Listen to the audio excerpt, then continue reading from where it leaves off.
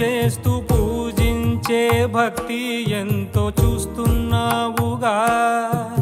ఆకలితో చెయ్యే చాచి వస్తే తన చేతుల్లోని ఆహారం పంచే చేయి చూస్తున్నావుగా.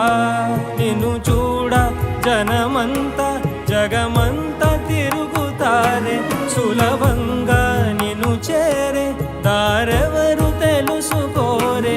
అలంకారం అసలు లేని అహంకారం అన్నది లేని, ఏ కళ్ళ కపటం కానరాని మనసుల్లో నువ్వే.